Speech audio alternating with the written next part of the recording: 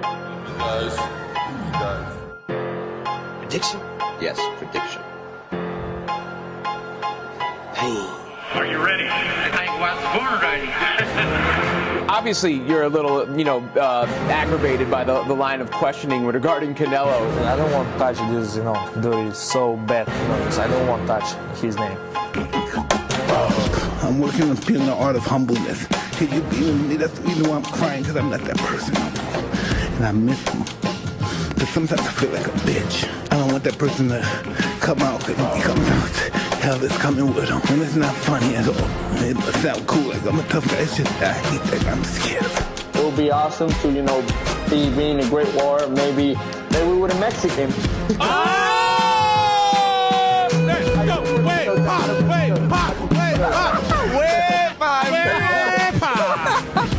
I have to put the joke. No. Hey, thank you for playing, man. I appreciate good it. timing. Can't put predictions, man, but I definitely don't want to leave it to the judges. We are live, ladies and gentlemen. We are LongLiveBoxing EnVivo podcast. Como siempre, Manny Marrero. Sean El Gringo Hicksa. Hopper. Breaking it down like it is. Like it should be. Como debe de ser. Pretty excited. Back-to-back weeks. Oh, man. Feels good. So much going on in boxing. That's it is. Hit him from the back. We have to be here. Whoa. Yeah. Whoa. Yeah. Thank you, everyone, for keep tuning in with us. We appreciate you, bringing on your love, sharing your love with us. And if you haven't liked our page or subscribed to our channel, just do it. Doesn't take a lot. Helps continue to create the content that you like, and then bringing up the best, dramas here at the studio. Yeah, absolutely, man. It's always going down here at the studio, MZ Studio, Dallas, Big Texas. time. In your mouth. Hey. Sorry.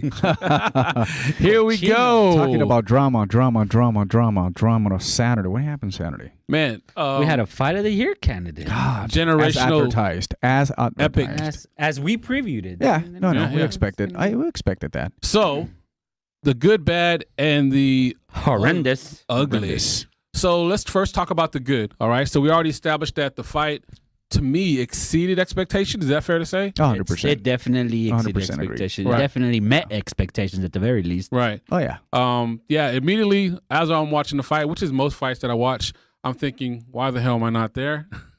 And then I'm telling myself, okay, especially on this one. Yeah, it was brutal. Right in our backyard. I was dying. I wanted to be there so bad. Me too. And just talk about, first of all, the amazing legends and and their glory of both of them, really. I mean, I was sitting back in awe of just the phenomenal exhibition of what we saw of just pure, unadulterated talent. It was beautiful boxing, pairing shots, I don't even really remember any clinching, and just. It's like the referee wasn't even needed. Nope. No, it wasn't. He wasn't. A lot of respect inside the ring. Yeah. I mean, as a total, there was over package. 2,529 punches thrown in 12 rounds. Oh. Both fighters threw over 1,200 punches. Chocolatito Incredible. connected on 391 of 1,317 punches. This man is 33 years old. Yeah. Right? I couldn't do that doing a bag. In your prime years? In none of my years, sir. Add them all up. Never going to hit that number. Yeah. Estrada hit, which is very, let's be honest, respectable, 314 out of 1212 for a rate of 26%. Slight edge to, say a little bit more than slight. Chocolatito, a 30% connect rate. Just numbers. But not only that, just it was amazing to watch. Extraordinary, the back and forth. What I did like to see is not only inside the ring boxers did, but the contingency plan that both corners had, because they both sensed the pressure to their boxers. It's time. We got to get it going. We're down on the cards. It was obviously sometimes they do have a feeling who's leading or not, but in this case, both fighters, they were urged to get things going, and that was great. Yeah, that was. And it started from round one. I mean, they just picked off where they left off in their first fight. There was no feeling out process. No. There was no. That was 9 years ago, sir. They went at it big time, and they didn't stop until the final bell rang, which was a thing of beauty. Boxing fans, hope y'all enjoyed it. I sure as hell did. Yeah. And I got a lot of feedback too. I from people rewatched it as soon as it was over. It was an amazing fight. thank you, Estrada and Chocolatito, for Both of them. delivering for a great night for all boxing fans. It was. Yeah, absolutely. It was phenomenal, and it was just a gift to watch. I mean, it was just a beautiful. It's what we want to see, right? We're hoping. We talk about different fights and scenarios, and when they do come together, is a fight going to live up to the expectations? And this one exceeded them by leaps and bounds. And I left. Just real quick for me, as far as, it's not about who you picked. I mean, I picked Estrada because my fault, and I'll own that. I underestimated the legend who is Roman Chocolatito Gonzalez. I mean, what an amazing performance. I'm going to go ahead and say, and, brothers, keep me in check and, make sure that I'm not going too far, but overstating. When I look at what was on the line, what he had faced, the adversity, being knocked out before by Sarang Zafai, the Rat King, and coming back and, grinding out, I think probably his best performance. Yes. By far. Recently. He's had better performances. But I mean, considering the age, and everybody was pretty much counting him out. Well, I'll say best performance. Smart money was in Estrada. Post knockout, yes. Perfect. That's the perfect way to describe it, because it definitely was. After the knockout for Sarang Zafai, everybody was thinking, Chocolatito's on his last legs, and he had a few wins over some pedestrian talents, and no disrespect to them. And then burst back on the scene against Calify. Yeah, but even with Israel Gonzalez, he just looked a little bit washed out. Yeah. And I mean, that was the one in Mexico, right? Was that the one in Mexico? It was. Israel Gonzalez. I don't know if it was the altitude. I don't know, but I saw him struggle a little bit. Although, I mean, he's just a warrior. He's just a nonstop action guy. How did you feel after the fight, though? How did you guys? It was almost a perfect fight. It was a perfect fight. There was something we needed to address, though, at the end of the fight. With the talk about the good, bad, and right now, snap that in the ugly. So no, it was a great fight. First of all, I mean, something we didn't mention before, and we got to give this accolade to Chocolatito. He's one of the best defense boxers in this division, hands down. I mean, the first few rounds were very difficult to score. I think the first round, I do agree. I think Estrada had a little bit more. But then you start seeing the defense, that Chocolatito is well known for. And everywhere that there was a punch, you'd see him blocking it, even down below in the body. This is where I have, I'm very frustrated because I don't. This is not like UFC. You have to award points because of the defense part of it, but there's some punches clearly that when we see the scorecard, we'll talk about that later on. We see some rounds that they were in favor of, Estrada, and honestly, it was more of a perfect round for Chocolatito, and I thought he was going to give up at some point. I thought that when Estrada started to put some pressure, Chocolatito, just overcame everything. He took some of these punches. I like the fact that later on in the rounds, he had a pretty good strategy in coming in forward. He had to maintain the distance a little bit. Other than that, he was going to get cut up a few times like he did. But he went inside, threw a couple combinations, step back. Let me go head back and do it again. And by the time he kept on doing that, it was very difficult for Estrada to get into a momentum. And those rounds were clearly Chocolatito. Why I'm saying this is Chocolatito had an opportunity to continue that trend, but he decided to go inside and continue to just exchange punches. He hit a wall. I think he hit a wall. And they both did, but they were landing amazing punches, and they weren't very hard, but they were very effective on both ends of it. So I truly enjoyed the fight. It was very disappointing when it comes to the outcome of the fight and how the fight was scored. That was like the point of frustration for me, the point of and I said it to you guys, this is why a lot of boxing fans are, parting ways with boxing. I've only had one person who approached to me and says, Manny, I'm not a big boxing fan, but because you ramped up the fight and this was actually, expected the brawl like that and people tuned in. One person only told me, I'm either or, but I did see Estrada clearly win. 8 rounds to 4. I was like, whoa, okay, I get it. But honestly, I don't know. I had to watch it again. You watched it again. What was your take when you get to see the fight again? Well, and I guess this is where I'm going to call out quite a few of my fellow boxing media, my fellow boxing peeps, boxing fans in general, because close fights aren't robberies. I know everybody after the fight was screaming robbery, robbery, robbery. No. Just because the guy you thought won the fight but didn't does not make it a robbery. If you look at the scorecards from credible, respectable people, retired pro boxers, credible journalists, a lot of them had it 115, 113, 116, 112, 115. The majority had it 115, 113. Meaning a lot of the swing rounds, there was quite a few swing rounds because of so much action that was going on. If even one of those swing rounds goes the other way, it's a draw. Yeah. If two of those swing rounds go the other way, then it's 115, 113. In my eyes, 115, 113, either way, or a draw. It's not a robbery. We throw that term out so loosely.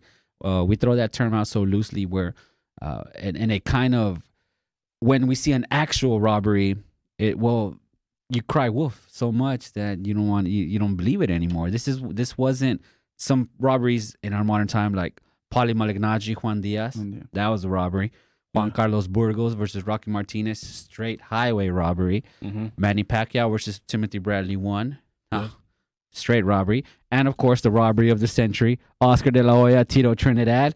Robbery of the century. That's not a robbery. Those were legit robberies. I'm taking my friend. Those were legit robberies. So that's quick run robbery for every close fight. Close fights are not robberies. They're close fights. I mean, definitely well said on that. Just real quick, as far as like, as you're talking about it, it does logically make sense. I think that because we're so vested in, people are passionate. I mean, you have national pride in there. You have all these different things. You feel robbed of the moment, right? So you feel like, you're robbed. Because when you really think about it, though, like to your point, what people are pointing to is not just the decision, but because of the gap of the decision. Because like, oh, well, how could he award that? That means something's wrong. The sport or this event is tainted. How can you taint something that has been so great? You've taken something away. So in that sense, I understand it. But I agree. When you look at it logically, you're thinking, I mean, it's just poor scoring by a judge. I mean, the decision. Just that one scorecard just the thing about it, and I get your point. I understand. A lot of people call it robbery because they see that Chocolatito had more action. He had more momentum. He really, stepped up at times, and we felt at times that momentum, hey, it's what we see. It's what we actually are seeing at that time, which every judge out there, it's their perspective as well. They're probably seeing something different. So when Jesse Regis, they call Judge Jesse Regis, 115, 113 Chocolatito. Okay, cool. That makes sense. Well, all right, we like that. David Sutherland, 113, 115. Okay, Estrada. All right, got it, cool. got it. Yeah, I said this is going to be a draw, or it's probably going to be another 115, 113.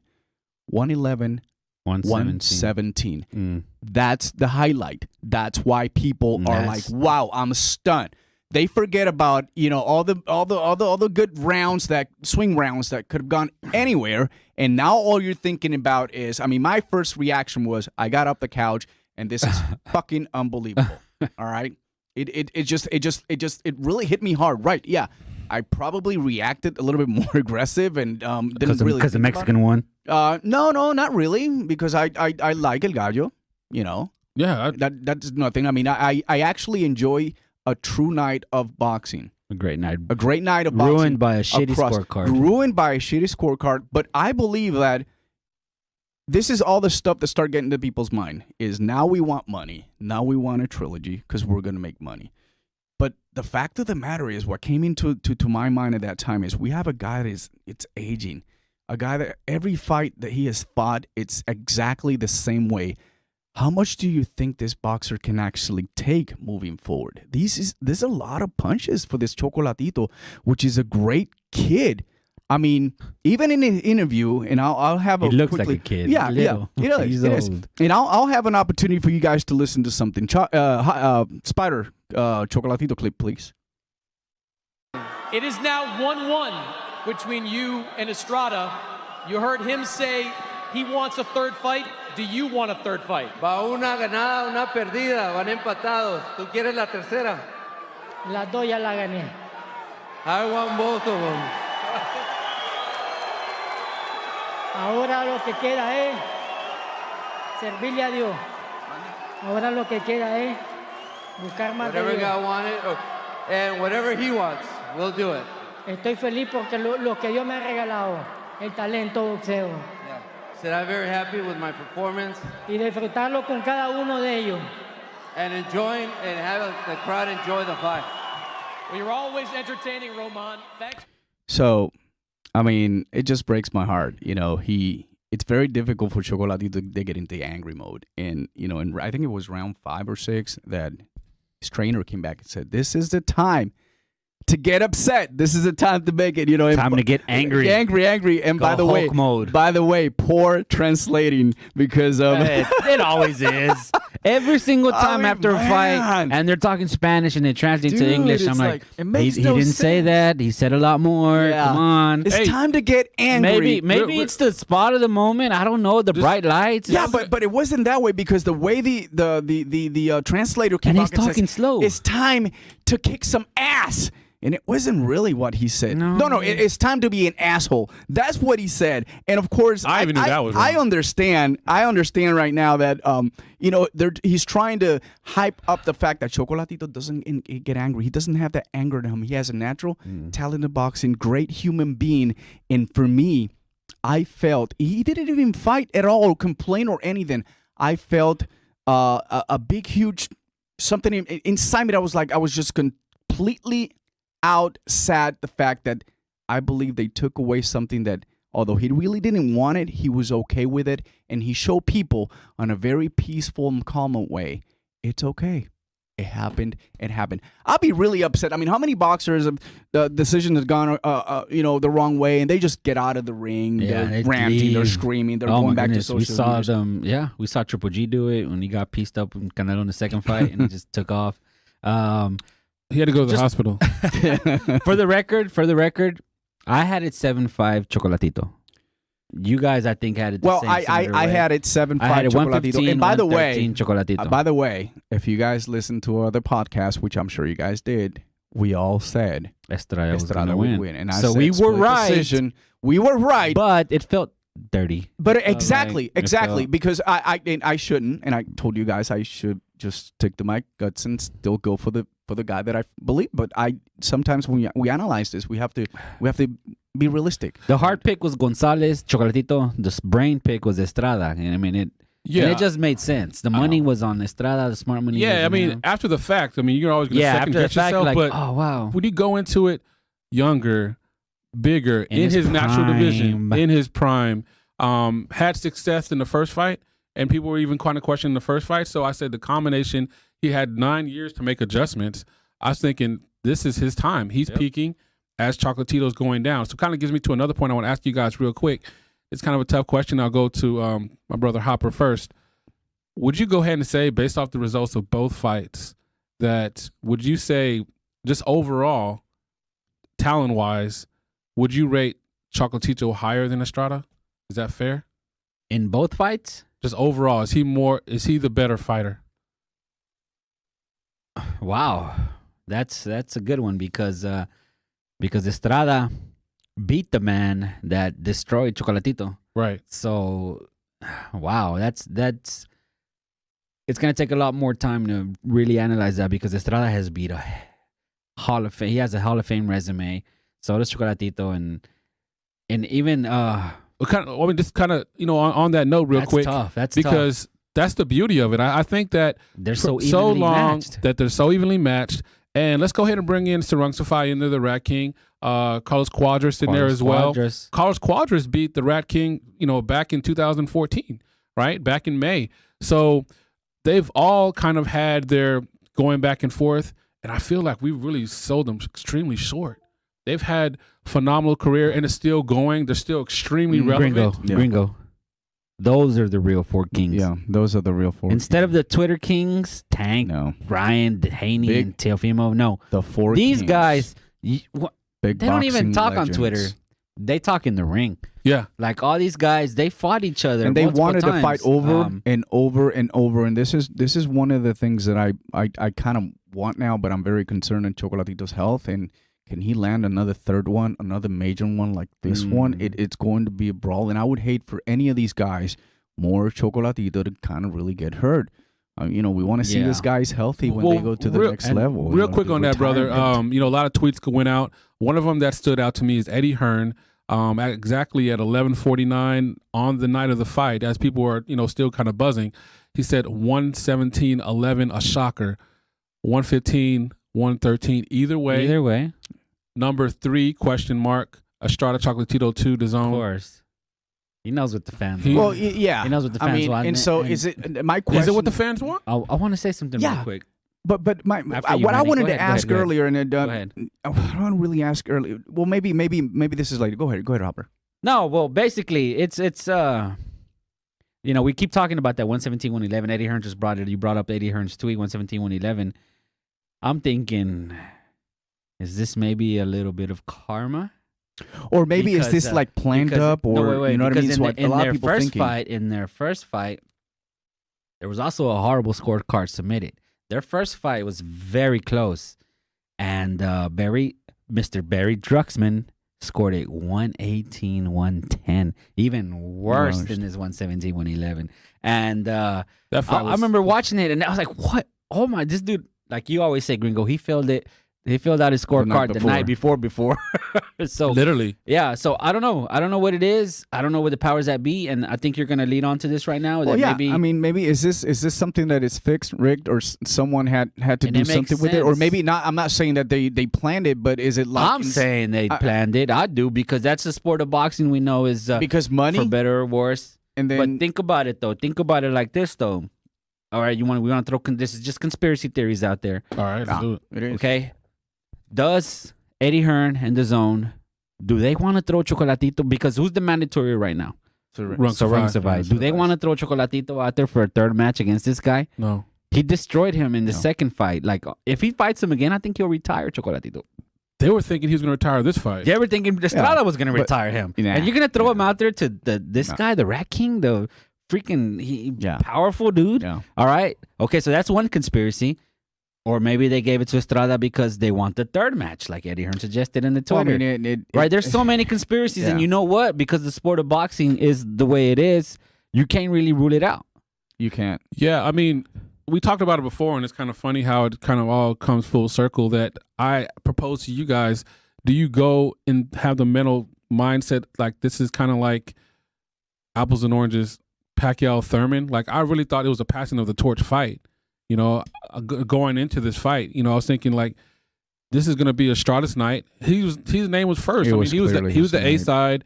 I mean, and he came out with the Mexican flag and the Nicaragua flag on. They like each other. They love each other. Yeah. There's a respect. They got a lot of respect. Exactly. Oh, they respect. There's a lot of huge respect, man. There's no trash talking. I love that. I love that. Look, there's no Adrian Broner style fake trash talk. He's just out there. We're coming out here to work. The fans love it. We're coming out here to work, and I'm showing the God-given talent of being an amazing boxer. And I share this with the fans, the people, and everyone itself.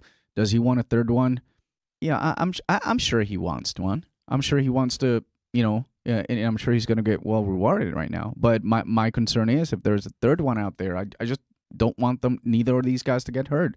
And that's the path that they're probably looking into. But for me, it's all planned. Then you have a judge that comes in and, you know, scores. And for the record, you know, that judge was not from Texas. And he was not I need to from quit Texas. saying that. He's from Venezuela by way of Florida. Florida, correct. Yeah, just because the fight was in Texas in Dallas, does not mean this judge was from Texas. Which, by the way, need to quit saying that. Quit staining our name like that, bro. By the way, according to reports, Carlos Sucre has been suspended. He's been suspended. He was suspended the next day. So. And he had the dirtiest face shield in the history of man. Oh my goodness! He had like Vaseline on there. He had his mask on. He had his bifocals on, and he had this visor on. He didn't even remove the vinyl, the thin vinyl protector thing. So you have all that. How are you sure it was that? Or was it just photoshopped? No. Because it was funny. It was funny. But no, because I was looking at the when picture. you watch the fight, he's dead center when you're watching TV. and you could see like you could see the glare is still there. Yeah, and it's everybody frost. else's visor is clear. Yeah, he's got frost on his. His is like his has tint. His has tint. So man, but yeah, I would man. mention something, and you can see that it's not only us crazy guys who are talking here, but talking about the Twitter stuff. One of the great ones too, Liam Smith. He tweeted, at that time too, Chocolatito's not my favorite fighter, and he's a lot of people's favorite fighter right now. And that's why we were talking about him with so much passion. That fight was unbelievable, though. The wrong winner. But what a fight. It was great to match. Puerto Rican champion Amanda Serrano. Wow, great fight. Not a good decision. And, you keep going down. And, some of these great, like Caleb Truex, he wasn't really, favoring that 117 one. And then, Khalid Jafad. Nah, I haven't that. 117, 111.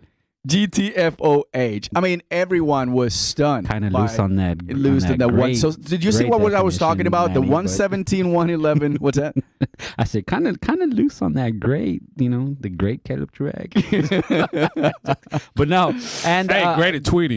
Great at tweeting. Yeah. But Andre Ward had a pretty good tweet as well. Yeah, I'm paraphrasing. I'm off the top of my head. He's something about. I got it here right here. No, I got. Oh, you got it right there. Oh yeah. Manny, go ahead. He said something. Andrew about, Ward, Estrada had momentum that he lost in the last 3-4 rounds. Chocolatito showed me more than I thought he would. Though Chocolatito edged it, but there were at least 3 to 4 swing rounds that could have gone either way. Can't argue with 115, 113 for Estrada, but the 117. Yeah, see, that's the thing, and that was way off. Son of God puts it perfectly. Well, the swing rounds, yep, the 115, 113 either way, and then you just go to the 117, 111 and just. I mean, but if you okay, so we're talking about maybe this is a conspiracy. This is probably it was bridge. It was prepared. It was planned. Why wouldn't give it a tie? A draw. Wouldn't that be at better? That point, we don't know the contract. See, if it's a draw, that would force a rematch. That's not what. Yeah, that's a good point. See, I'm thinking behind it. I'm thinking again. I don't. Well, who is Harung Savai the mandatory to? Is he the mandatory to? Because then he would have been mandatory to Chocolatito's belt. Or Estrada's belt. What is it? That's a good question because maybe at that point. Isn't it the it's forced? If it's a draw, then you're forced to fight. If it's Chocolatito's belt and he's the mandatory. No, he's a WBC mandatory though. So that's Gallo. Yeah. All right. Well, damn, that shoots that conspiracy dead in the water. But I mean, hey, I don't know. What are your thoughts, Gringo? 3? I think 3's gonna happen. They say I'm not. Oh, you're Gringo. And always will be. But yeah, I was just gonna say that I wasn't done. Selfishly, I would always say like, hey, I mean, I'm all about the rematch. Give me a third fight, but it's weird. Like, even though he showed me and proved me wrong, I don't want him to get hurt. Kind of like Manny said. How many more fights do you guys really think he has left in him like that? Chocolatito? 1 or 2 left. One more. Might as well go out on your shield like this. You know what? Exactly. This is what I'm thinking. Arturo Gatti and Ward. Mickey Ward. Just bring it. Just like that. Just bring me. But they weren't. But them guys were left with. Yeah. They weren't this powerful either. No, I know. They weren't. But what I'm saying, this is going to go to. These guys aren't as powerful as those guys, I should say. But at least they're going to give us that type of fight where like someone's leading the fight, the round, and then it goes the other way around, and then someone steals around. Or they're going to have to. I mean, it's going to be back and forth like that, and I think a lot of more people are going to tune into that. I think the third one's going to happen. They're going to have to pay Sarung Savai some real good step aside money. But just like your boy Gringo Deontay Wilder did a step aside for Fury and Joshua, and we'll talk about that in a little bit. So I'll just say that I don't want a third fight. I think there will be a third fight, even though Sarung Savai is talking a good game. You don't want a third fight? I do. I want a third. I want to watch it, but I with a concern. But I really want to watch it. I'll be sitting down. I'll be tuning in. But I would hate for him. But I would hate for him to something like this happen because he doesn't. Would it be this year? Yeah, definitely. Like the holiday time? September, October. No, if they fight in January, December, around September, that's 8 months. That's true. I mean, no, it's 6 months. Yeah, it's 6 months. But That's see, usually also you when have the to- biggest boxing cards are made in May and September. The thing about it, you have to take in consideration one of the things that Chocolatito said. He wants to get back with his family. It takes him a while. It separates from his family. He's a true family man. Loves people from. He's on his last fights, though. So He knows he has to do it maybe 1 or 2 times more and collect the paydays. Estrada, it's going to be a payday. Estrada's gonna be his payday. If he fights anybody else, I don't think he's gonna get the payday that he wants. Both guys are going to get Because if you fight Estrada, you're gonna be on the zone. And you know what I like about it? And you know the zone has that bank. But you know what I'm going to like about it is that between these guys, there not going to be no fight between I'm the A side, I'm the B side. Exactly. 80-20, 60-40, none of that crap. None of that Spence It's gonna Crawford happen. bullshit. Yeah. Absolutely. So,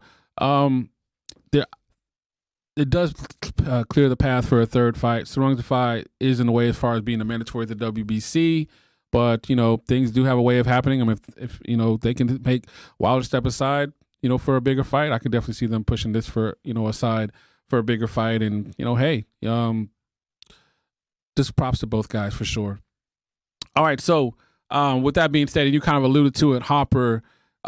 Even though it's not confirmed because they don't have dates, they don't have a venue yet, but it looks like that big fight is on the horizon as far as the heavyweights, undisputed match. All right, so just real quick on that, it looks like it's a strong possibility. So just initial thoughts. It looks like it said that everybody signed the initial agreements. It's a done deal. No location, but I'm sure it's going to be probably in Dubai or Middle East, or somewhere in the Saudi Arabia. Actually, we got a clip on Middle that. East. Spider, you mind hitting us with clip number 1? You lost to Floyd. And they had asked you, are you going to be switching trainers? You're like, no. No, I don't. No, not that one. Sorry, must have did the wrong one. The fight we're talking about is Anthony Joshua against Tyson Fury. Eddie Hearn kind of leaked it to the ESPN reporter and said that all parties have agreed to the fight. Spider, let's try this one. Countries are at different stages, aren't they? Some countries are in lockdown, some countries are open. So Saudi just went back into lockdown. Is that a concern? Because as we understand, they had the golf there last week, the European Tour. They've got Formula E coming up in a couple of weeks. So they are staging major events, but at the moment behind closed doors. I believe they plan to open up in March. But again, you just don't know what's going to happen. Las Vegas opening back up again, what it looks like in May. So this would be a huge opportunity for them to get the biggest fight in boxing. Singapore, Qatar, Abu Dhabi, Dubai, all these countries want to stage this fight, and we have to go through that process once the fight is signed.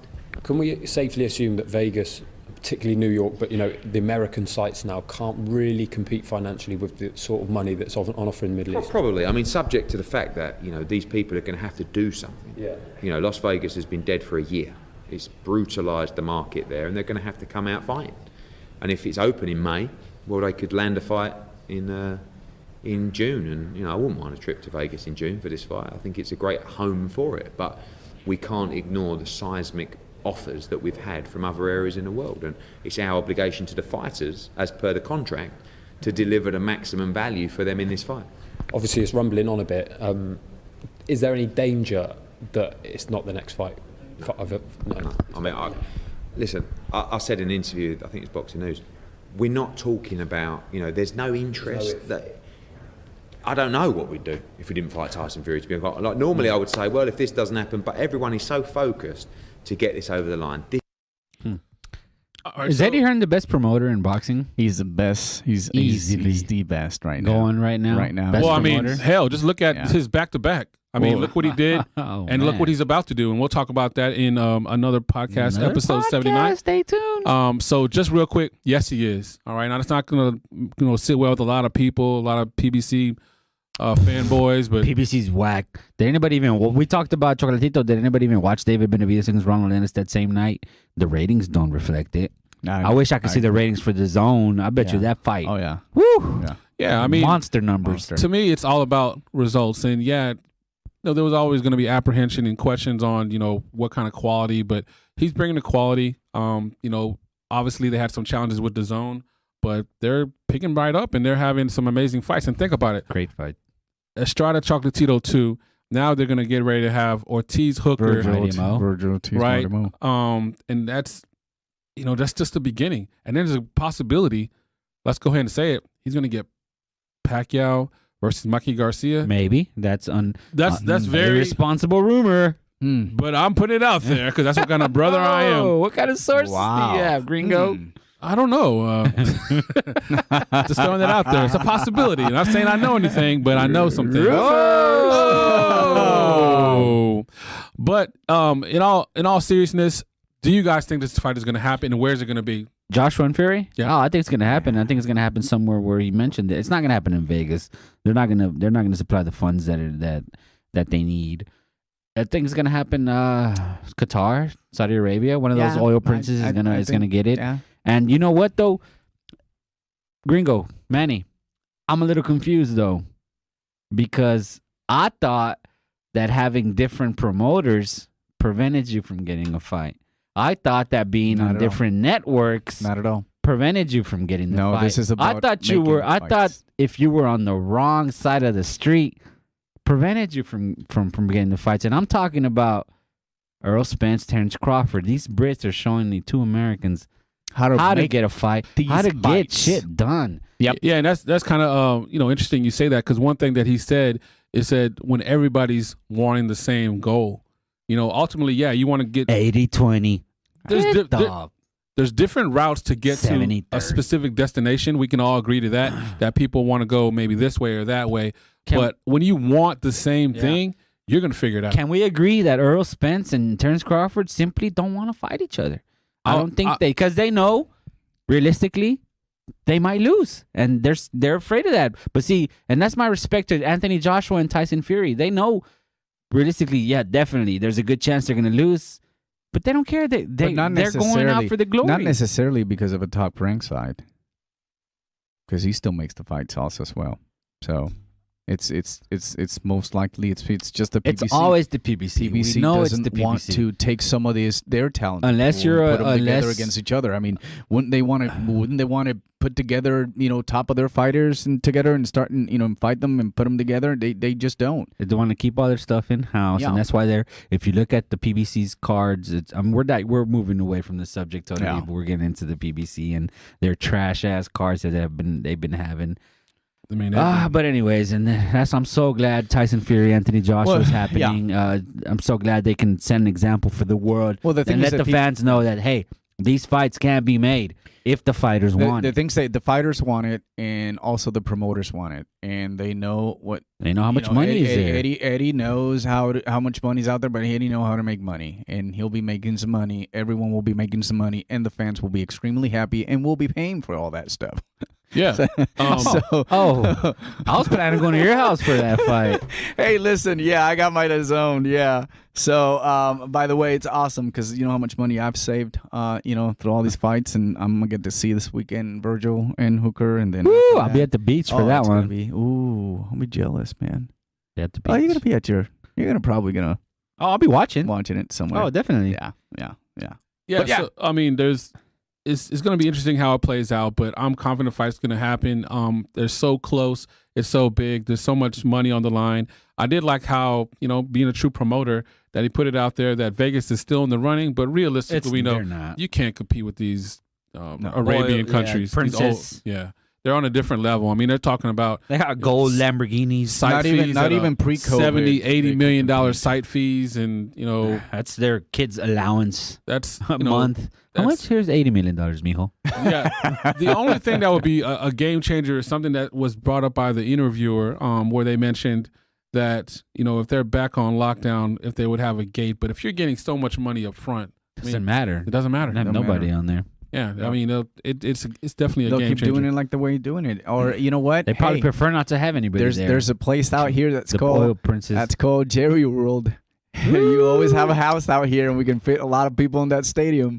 And we are fully back in business, we're 100%. Heck so, yeah. Hey, I mean, it's not as rich as Vegas or probably. But you can have 100,000 people. I remember what's the maximum? 105,000 they fit. With the All-Star game was 110, I think. 110, All-Star game that year. But anyway, there's always the Dallas, NBA All-Star Texas. game. Yeah. EnVivo, episode 77. In the books. In the books. Ya lo sabes. Adiós. Fuera.